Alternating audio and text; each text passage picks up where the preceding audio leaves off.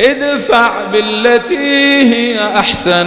فإذا الذي بينك وبينه عداوة كأنه ولي حميم وما يلقاها إلا الذين صبروا وما يلقاها إلا ذو حظ عظيم وإما ينزغنك من الشيطان نزغ فاستعذ بالله